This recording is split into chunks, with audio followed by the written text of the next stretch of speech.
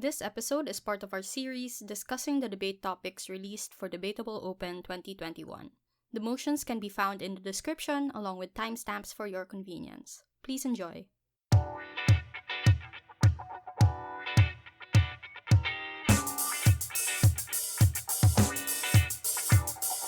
Hello everyone, welcome back to another episode of Debatable. For this episode, we're joined by Albert Pagunsan. Albert is an Asian Octo finalist, was a national semi-finalist, and was the best judge of the recent Luzon InterVarsity. Hi Albert, thanks so much for being here Hello. to talk to us Hello, about. Hi! hello. Hi! Thank you for being here. So, Hello. Albert contributed to the Philippine set, if you all remember, as listeners of this episode. And I wanted to ask, just to get the ball rolling, because a lot of people are usually intimidated by the Philippine set in general, especially international participants who might not know anything about the Philippines because they think it's only about having a lot of matter. So, what advice would you give these debaters the next time that they encounter a set about the Philippines? Oh, all right. Yeah, I totally understand where people come from when they feel intimidated by it. And I just want to address it first. We've talked about this with my friends. So Tris and I talked about this, and we realized that the reason why people get intimidated by Philippine motions is because, to some extent, it's like econ or IR in a way that you need to have some specialized idea about it. Like you need to read journals or PDFs or things that you read in college. So those things are pretty boring for the general population and general people who debate. So I think I would suggest if for them to not feel intimidated about it. For Filipinos, I think we have a lot of street knowledge about the things that we discuss in debate. If it's a Philippine motion, so even if you just scroll through Twitter or Facebook, you would see a commentary from a family friend or from a college classmate. So I think that's already pretty sufficient for you to build on premises for the arguments that you wanna build in around.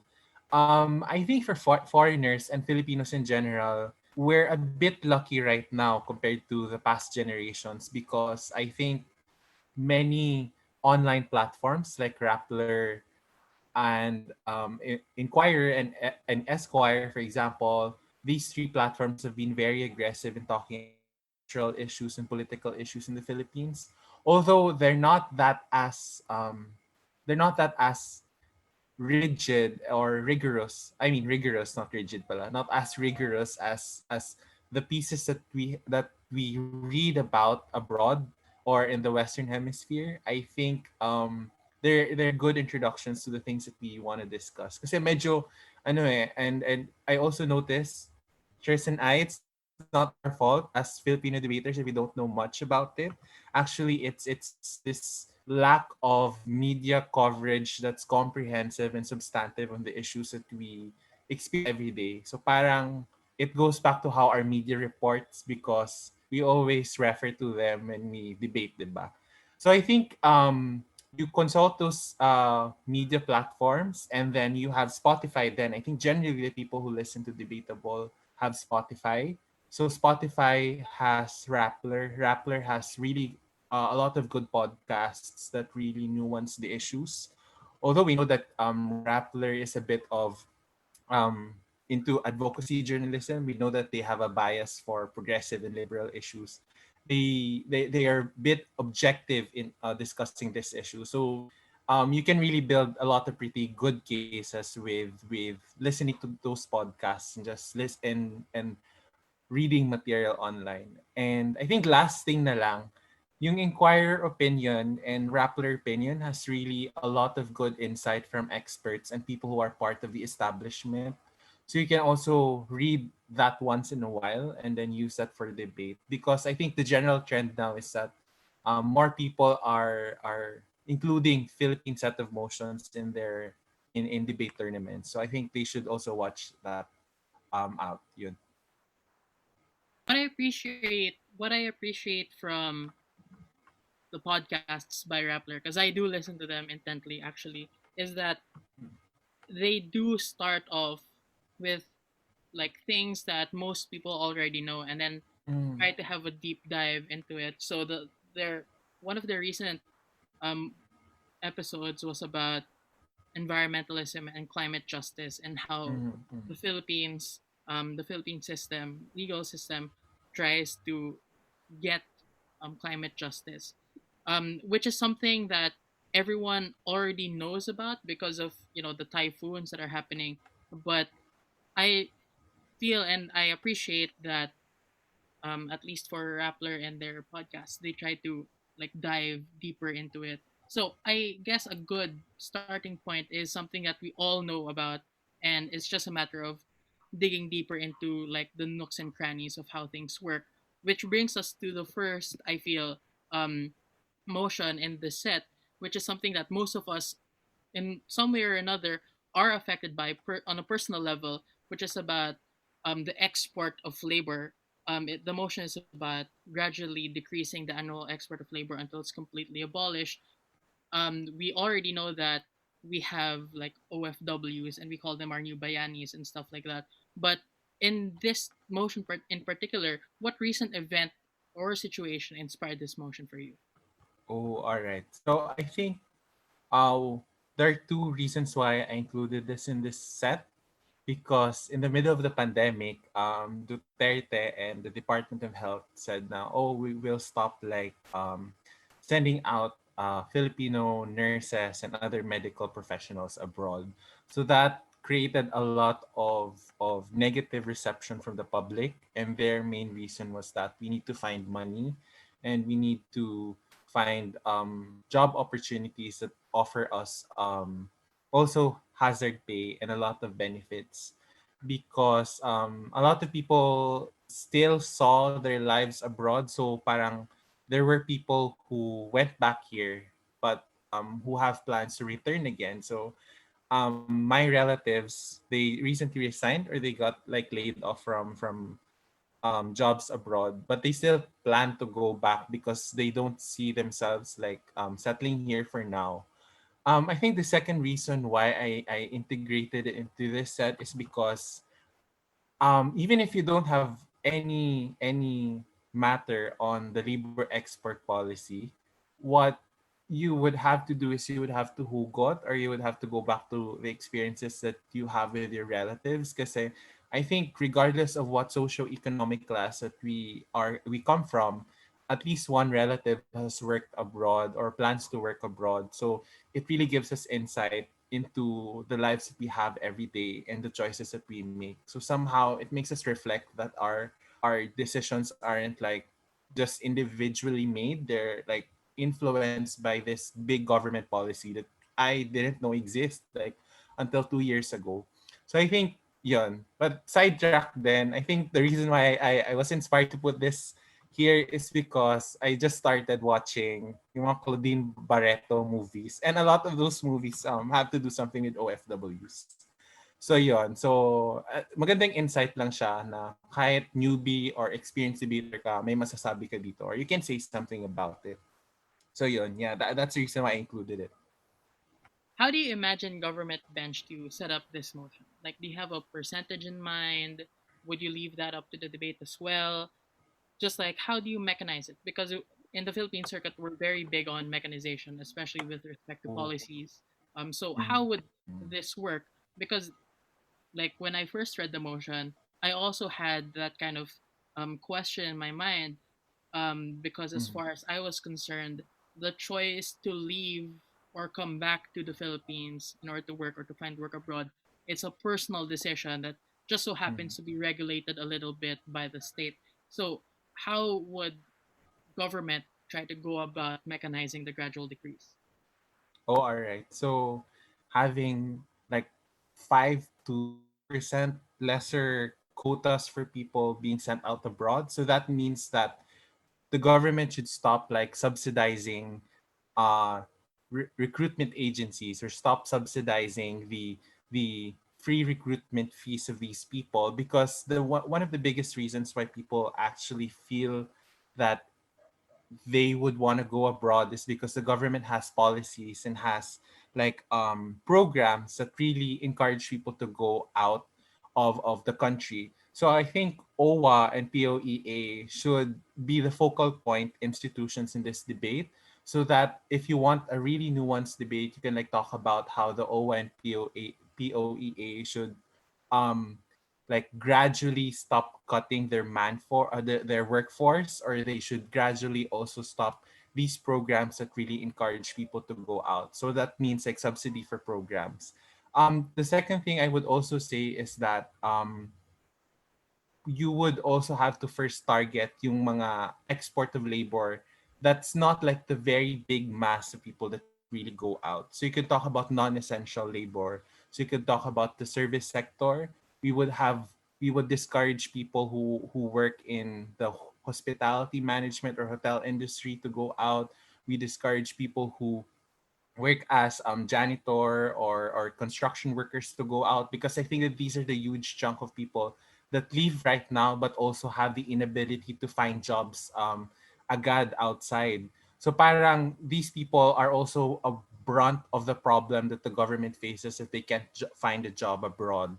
So they just quickly return to the Philippines after a month or 2 months. So it's just a waste of money for the government.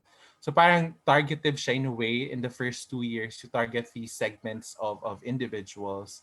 But eventually you should also would want to target like medical field.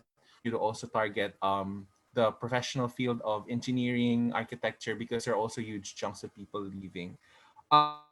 And also the third thing I would also do is that you would have to have welfare programs that complement the taking away of subsidies in these areas, because if you take away subsidies in these areas, you would have a huge chunk of money that you would have to invest somewhere. So I think that gives leeway for government to talk about how it can lead to the creation of industries here. And yun pala, last thing, if the concern is policy here, TESDA, also we could also talk about how TESDA would gradually also stop giving free technical courses that are geared towards foreign employment. Because I think a huge chunk of why people are really encouraged to leave is because libre naman yung educational services ng TESDA. And that's where people will be focused more in getting university degrees, and the government will be compelled to provide free education talaga in universities instead of like tech box skills. So I think policy-wise ganon. And next, the things that I think that could I think that's all. That's how I imagine this debate to work out. So the percentage thing wouldn't be dapat a very big issue talaga for me. But if you would really want to do the gradual decrease and it's in the motion, you could talk about 5% to 10% gradual decrease in subsidies and allowing people to freely go out. You make it the system harder for people to leave. Kasi requiring them more paper, requiring them more fees to shoulder really discourages people to leave, especially the middle class and the poor class. Yun. So I liked your discussion because I think it touched a lot on possible arguments already that can be run. For example, the creation of better industries and newer industries in the country, how you protect workers, and how it compels governments to provide as well. Besides that, what other arguments can you imagine government running in this debate? Would you involve other actors, or would the primary focus be on the workers themselves? Ooh, yeah. So I think if you want to make an extension out of it because you feel like the first speaker has said everything, what you could do is like talk about how the educational system is usually impacted by the labor export policy. And this doesn't really require much of us to have matters about it, because during yung lockdown, a lot of people started talking about what the educational system is for. They philosophize about that.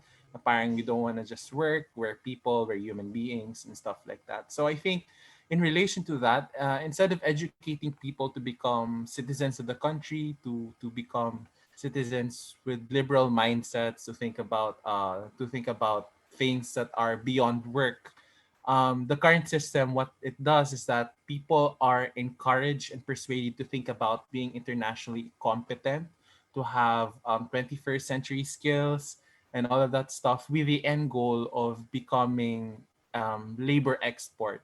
So government could say is that if we gradually decrease it, then our education system would have to be largely reframed or overhauled in the process because we would now have a different set of priorities. So I think that that's why right now the current setup is they prioritize STEM and they prioritize hospitality management courses and stuff like and tech vox because it's a huge chunk of people like who would likely leave, right? The second thing I would also talk about is that the government is discouraged to is encouraged to develop manufacturing sectors and local industries absence the labor export policy because currently right now a huge chunk of our economy around 40 to 50% I think is the service industry and that is usually fueled by local demands and consumption na galing din abroad through remittances that people use yung money na yon to buy stuff. So parang hugely service sector tayo.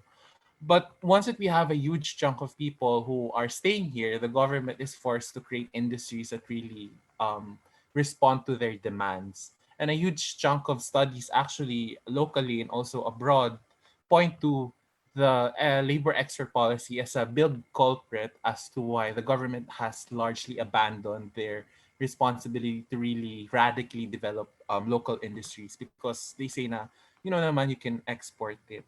I think the last thing is you could also talk about the policy makes the government dependent on remittances also. So this is related to the argument kanina.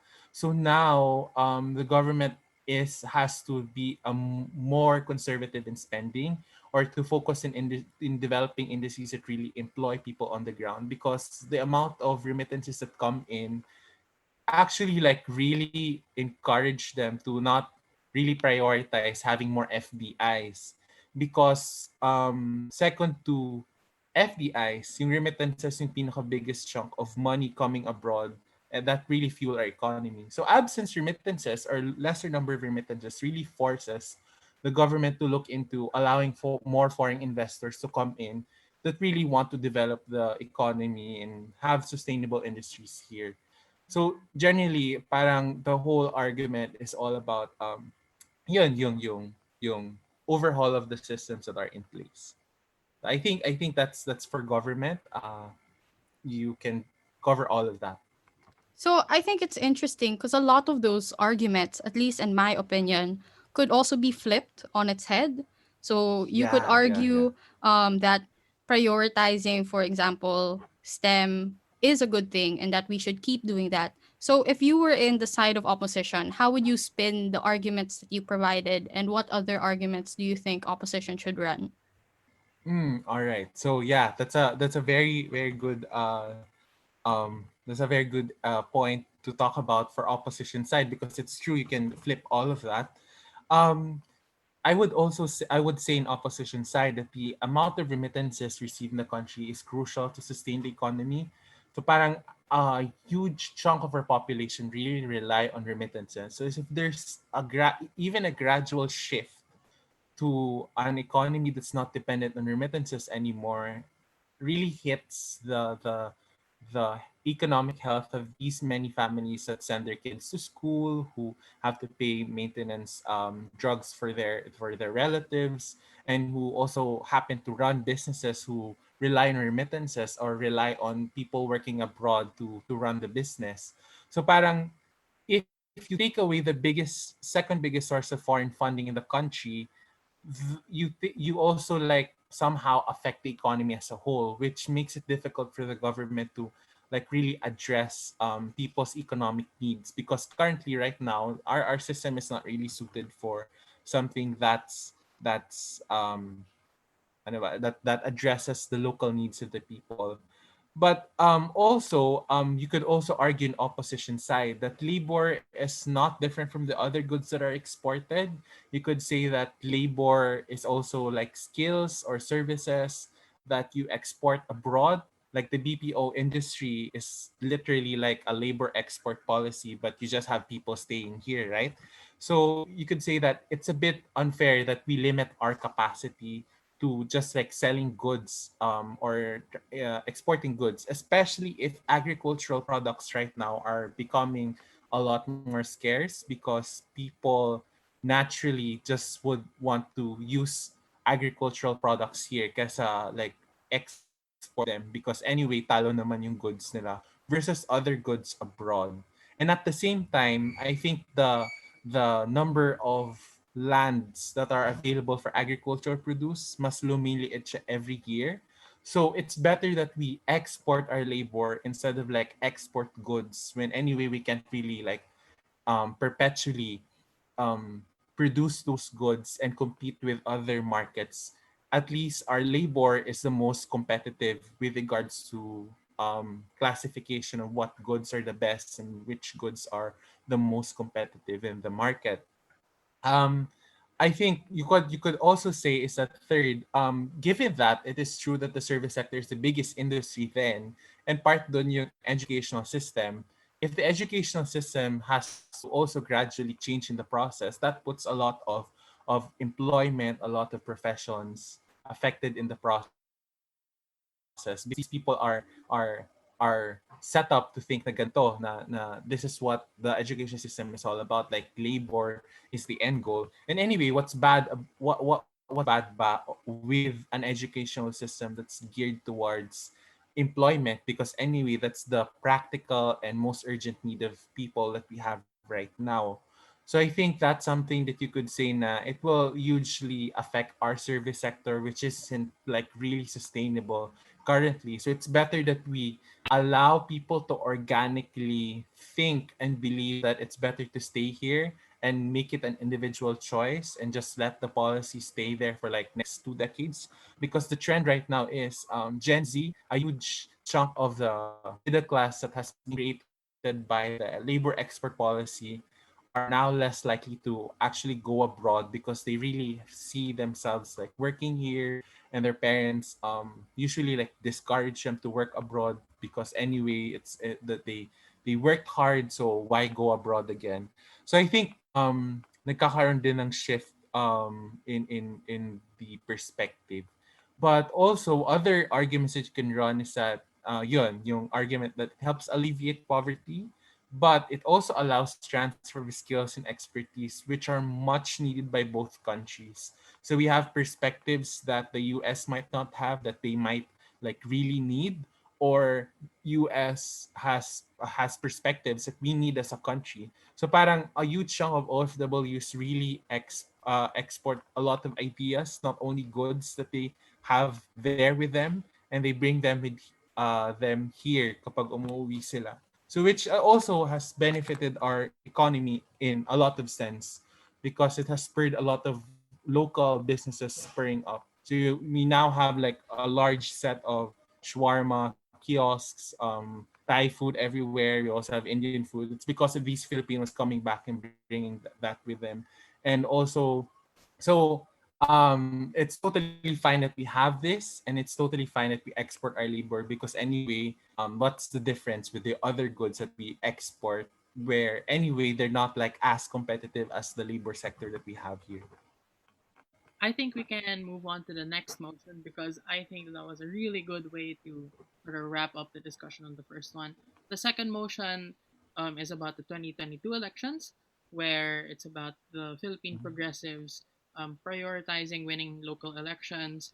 Other people might say that it's too early for a motion about the elections because it's till 2021. It's not going to happen for another year by the time that we release this episode.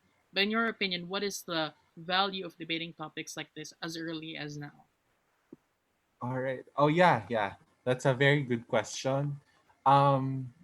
Kasi in reality, political parties and political blocks really start deciding how to move in 2022 as early as now. So one of the earliest markers talaga that 2022 has started was when Peter Alan Cayetano like lost the House leadership position to Lord Velasco, because that shows a shift in power and it gives like insight for people ano mangyayari sa 2022.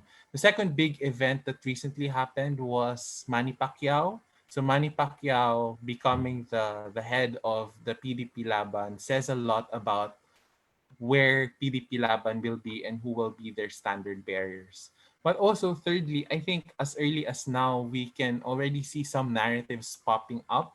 We can see it also in Vice President Leni Robredo's actions and her narrative that there are really a lot of people preparing for elections. That's why there's a lot of mudslinging as early as now. So the value of debating topics like this is that as I think as debaters, we are very influential in the digital platform and even like in Facebook and even in our households. So if we get to think about these things right now, we can start discussions din naman in schools, not only in just debate tournaments, but even in our households and our social circles to talk about what will our choices be like for 2022 because 2021 pa lang October filing na ng candidacy ata. And recently, Senator Ime Marcos planned to like really she was found out to really take away this important provision sa law that allowed us for procurement and safeguards for our electoral polling in our system. So parang that also signifies that a lot of people are already looking into 2022. So it's important we also talk about this because I believe and this is really true that debaters have really huge impact on how people think in our generation. So I think yeah, that's why we need to talk about it right now and reflect on what will happen. Yeah, I think it's a good thing to raise, especially since we're recording this in December. And if you're listening to this episode, this is released around January. And I'm pretty sure a lot would have happened in that time. Even now, it's once again the season to register to be a voter. It's also I saw recently there were interviews already for Sara Duterte. I think she might be running as well. Do you think she might be running? Not sure. Uh, I'm not sure. oh yeah, so she might be running for a position. So I guess personally, I also think it's never too early to discuss Philippine elections. But I guess the next thing I want to ask, which is probably going to be a bit controversial for a lot of people, would be who are the Philippine progressives really in this motion? Because I see a lot of hot takes on Twitter as to Uh, who are progressives and who aren't. So for this motion in particular, who do you imagine debaters talking about? all right. So I think the debate definition of who a progressive is, and I think generally for people who are part of the intellectual establishment at least would include people like Vice President Leni Robredo, Mayor Vico Soto, and Sara Ilago. So just to be clear, I think it's a very wide sector to talk about. So even if like Liberal Party lang yung name nila, in spirit, Robredo is a progressive in the way that she does things, and also Vico Soto. So I think debaters would think of these people agad, and I would also would want them to talk about that. Kasi this is more of a personal take. I don't think that people should really tell us who progressives are and who aren't just because like they disagree with the party that the other person is part of, because like going back this is like some matter, the Philippine politics is really personality based, and it's very difficult for us to like really attack that at this point right now. So parang we could really talk about personalities muna dito like Vico Soto, and to some extent you can talk about the Makabayan bloc, but I wouldn't the reason why I didn't really like focus on that because of the political climate that we are in right now. So parang yun, the progressive thing could be really people who look anti-establishment or who would say, who do things that are very the alternative or the opposite of whatever the people in power are doing right now. All right. So I guess the next question would be like why local elections particularly, and I think this is discussing already government arguments. So why Uh, exactly should the progressives focus on local elections as opposed to, let's say, the national elections? oh, all right. So actually, just a bit of a background. I actually wanted to launch this motion like a year ago or like 2 years ago in a debate tournament that the people I consulted said that it doesn't make sense at that point in time. But the reason why I wanted people to talk about this was because recently there were studies and there were also observations, not only in the Philippines but also in the United States and even like let's say in Europe, that there is a big divide between the cities and the rural areas. And you would see how rural people in the rural areas would vote. They would particularly lean right now towards the right wing or a more conservative wing of politics, while people in the cities would vote towards would vote for more liberal candidates. So the reason why I wanted to talk about this was because given that type of discussion, then there must be some divide between the national and the local politics. And in reality there is, because nationally it's a very difficult for someone who, let's say, who doesn't have money to win in the elections. Like every in the debate community, for example, if someone wants to run, they would need like millions of pesos for them to get a seat in the national elections. So like that process really makes it difficult for a lot of people to bring a very absolutely progressive platform to the Senate, or let's say to the House or to the presidency, because they would have to make a lot of compromises.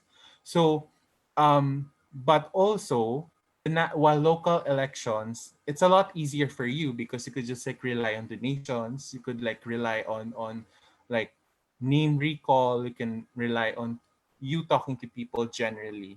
So like the local elections thing affects actually a lot of people's lives a lot more as compared to in the national elections. And why is this the case? Because the local elections really discuss like social services, addressing poverty, um, giving healthcare to people, like addressing land tax or land disputes and stuff like that. The city government and the municipal government like does all of that stuff. While the national government just like really discusses yung general policy, what the government will do. So parang that's an interesting point because right now many Gen Z and many millennials and people in the debate community really focus on winning the national elections and the importance of the national elections in general. But the likes and narratives of Vico Soto, AOC, Lenny Robredo, we also have like Mayor Pete. These people really change the narrative that we really need to look into how people do local politics and grassroots organizing as compared to like focusing in the national elections. So parang that's one thing that I thought of na kailangan ma-discuss natin. And I think if wala kang wala kang matter here, you would automatically think na, oh nga, no, yung barangay captain really impacts our lives more than the president in general. Kasi mas na-interact mo palagi yung kagawad, yung barangay captain. So those people like have a big say on how police drug operations happen, as compared to like Duterte. Yeah, he says like kill everyone. Pero who makes the nuance policies talaga or allows police officers to enter? It's the barangay captain, it's the mayor and stuff like that. Yeah, that's a great point because even in our previous episode, we had a discussion with Nathan and Bianca Lacaba about the previous elections that we had. Um, we were also talking about barangays in the sense that for a lot of candidates in the Ocho Derecho slate, they weren't able to like campaign so much on the barangay level, and that really trickled down in their eventual election results. And the reason why they couldn't campaign there was because they were like some of them were afraid to even host opposition candidates in their barangays in fear of reprisal. But this is where I want to ask the next question, which is if you were in opposition, as in opposition in this debate, okay, the opposition bench, what arguments would you run?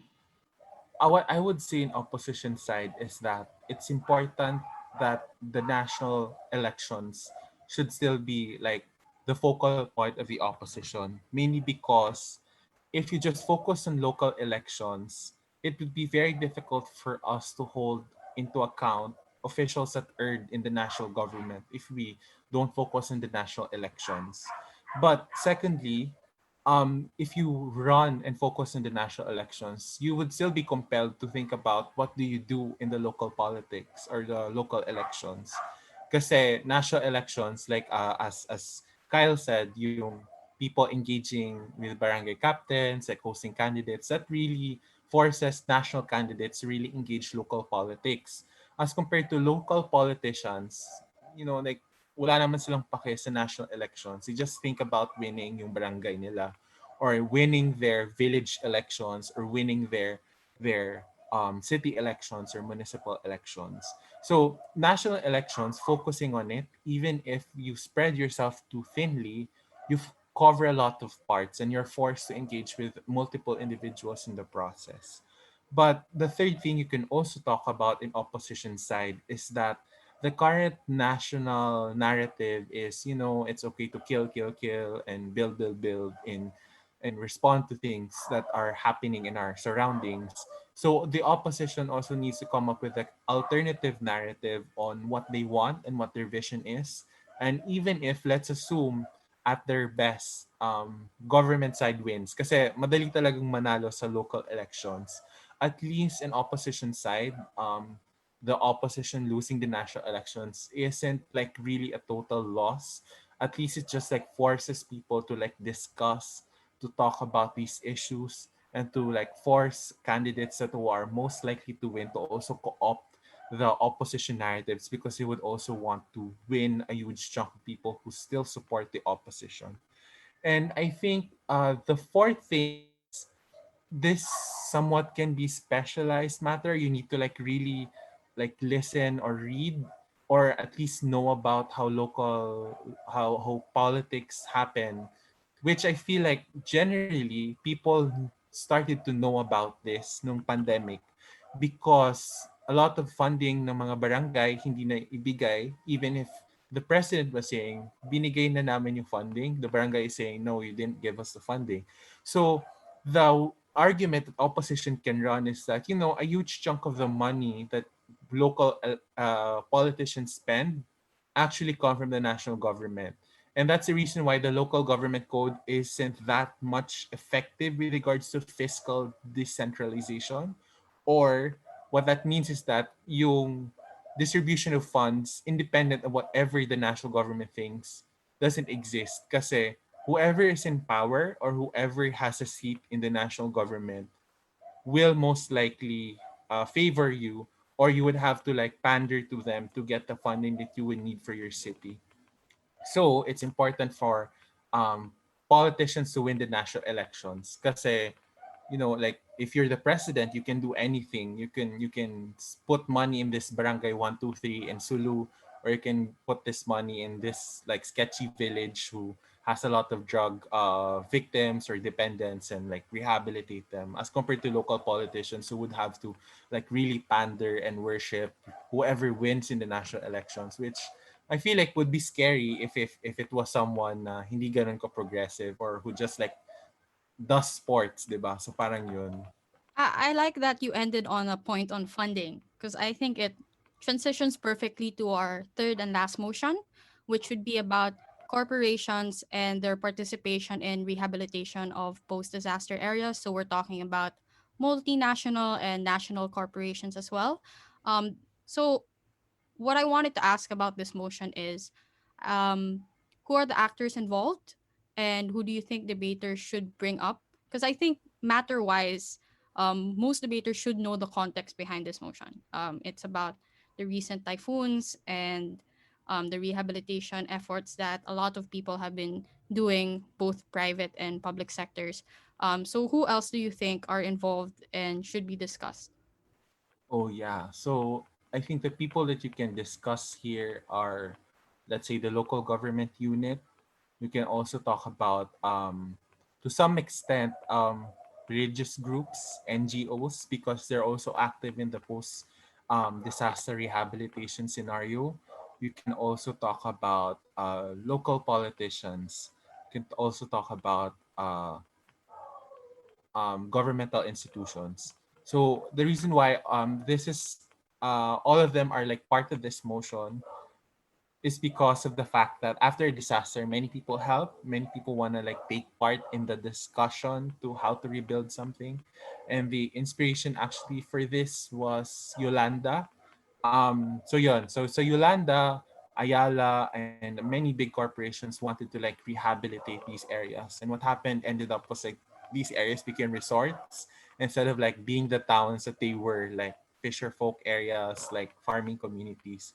So parang ganon. I think they could like I don't think meron talagang particular people that you want to raise here kasi ang daming actors na pwede nyo ipasok.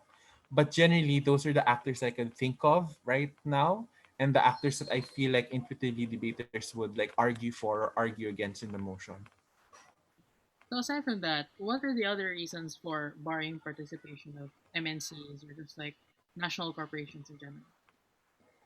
Oh, okay. So I think you would have to look into the incentive and into the reason why a private sector body would want to like rehabilitate an area versus like a government institution rehabilitating an area. Those are two different incentives and two different reasons. Multinational and national corporations would generally want to be like excluded from the tax or would want to have some political favors from politicians that are there, or they would want to like make that area into a profitable area so that they could make business.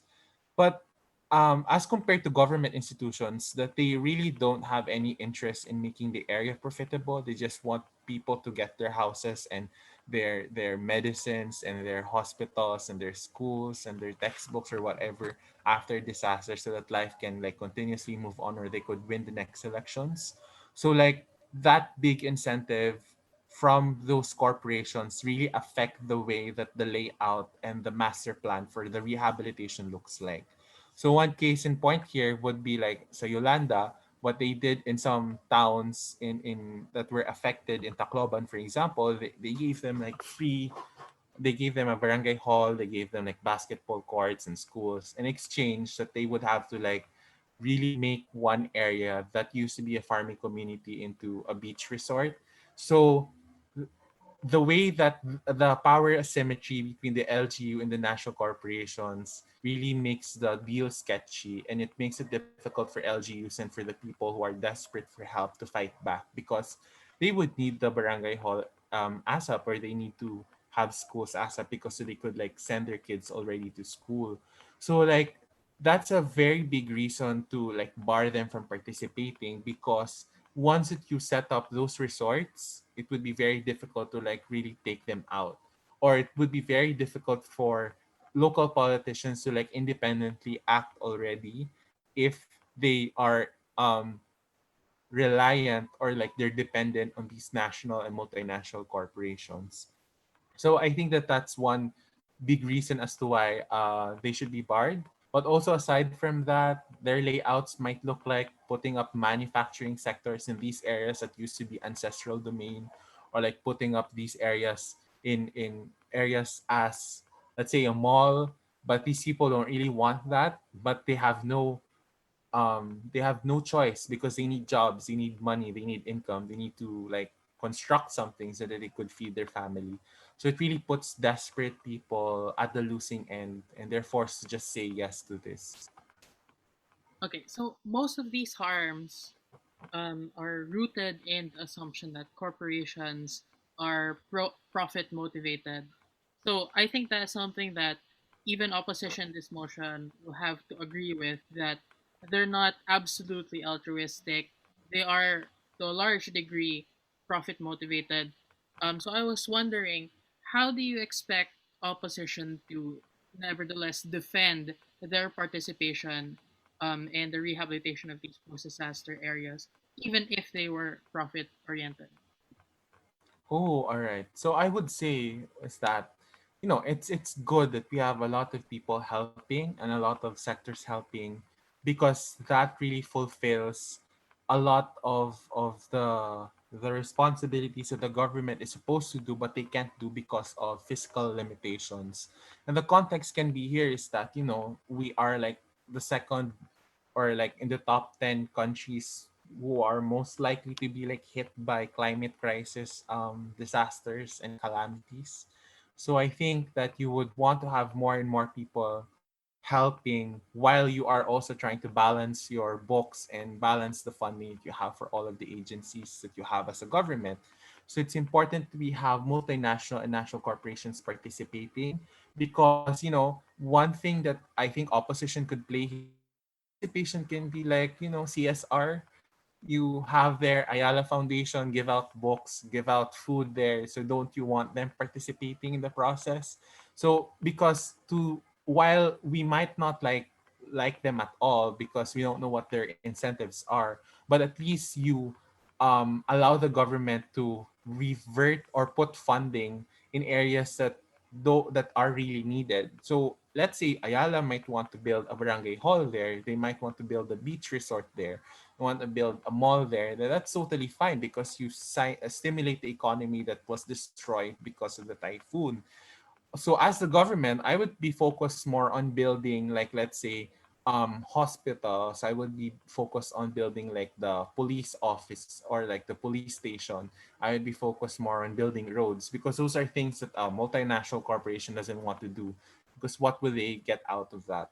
Or they would just like, like these corporations would provide a lot of skills and expertise as well for governments, which happened then in Yolanda. A lot of people from Ayala and SM were able to give their expertise on how they could rehabilitate the economy and the community and give them livelihood programs. So if we bar these people, the only responsibility the only sectors that will bear the responsibility will be the NGOs, the government, the church. So these are sectors that have really unstable funding. So let's say NGOs, they would have to rely on international donors. The government has to rely on a very limited budget, while the church has to rely on the benevolence of their donors. While multinational corporation, national corporations, they would just give that money and hand whatever you guys need as long as they also have something in exchange. So I think that allows the government and other sectors to somehow work in collaboration with other sectors and really takes away the burden that is very, very heavy for sector when super typhoon hits them. I guess that wraps up our discussion of the three motions. Thank you so much for taking the time to really explain the arguments. I think that this would be valuable for people who ended up debating these motions, regardless of what motion they debated. I'm pretty sure. Hopefully, they listened to the other ones as well. But before we end this episode, I guess I have one last question, and this is a question we asked all of our other guests. Um, what advice or nuggets of knowledge would you like to pass down to younger and newer debaters who are starting out their debate journeys? I think the younger and newer debaters are in a luckier position because the debate community right now is a lot kinder. So they are in a very, very good position for them to like really develop and grow as debaters. So as early as now, if there are four tournaments in a month, and which I feel like older debaters are doing, we debate all of those tournaments because at least now you have time to do all of these things as compared to like doing it a little later in college or a little later in life where you have a lot of responsibilities. So as early as now, just continue debating, and even if you fail, that's totally fine. At least you know where you were wrong and how you can like improve, as compared to like like not doing it at all because you're scared to speak in front of people, or you're scared to like give an oral adjudication. So as early as now, I would suggest like exploit the fact that you are in a very somewhat relatively healthier community when it comes to growth and wisdom and stuff like that. And to always ask comments, whether you're like a newbie debater or just like a trainee, asking people for comments really helps you also develop. So I think that's the advice that I would give them right now. Just like spend your youth doing debate. I mean, like, it really pays off later. It's a pretty expensive investment, but it's something that really helps you become a better person later on in life. Thank you. I liked your answer because I agree with all of it. I agree that the debate community is much nicer now, and I also Yeah. agree that it's very expensive. But you gotta admit, since everything went online, everything got cheaper, no? Yeah, it is. It is. It's a lot cheaper. Yeah, I Lot more find myself. accessible. Yeah, I get to compete in other countries. When before you need like a visa and stuff, and now I'm like all over Yeah. the place. Yeah. Like I see Albert all over the place also. Like whatever Yeah. tournament I'm in, chances are Albert's there as well. So take And there advantage. yeah, and but like, it doesn't mean that you have to like there are debaters. I admire them. There are debaters that really go to tournaments in a weekend. They go to 3 tournaments, and I'm like, how do you guys do that? But I think they can do that because their stamina is really good. But if you're a newbie debater, don't exhaust yourself in that way. Like, take baby steps. Yun. So yeah, I hope that online tournaments somehow become an option later on, so that it becomes accessible to people in the third world who can't really afford a visa or like a bank account to have show money. It's so expensive. Yeah, true. So we got sidetracked, Albert. Also, thank you again Yeah. for thank you again for appearing Thank in you. our Thank you episode. guys. Thank you for all your insights, and thank you again for these wonderful motions. I enjoyed reading through them. I hope debaters enjoyed debating them, and I hope they enjoyed listening to our breakdown of these motions as well. So that's it for this episode of Debatable. Thank you so much for listening. We'll see you in the next one. Bye. Bye bye. Bye bye.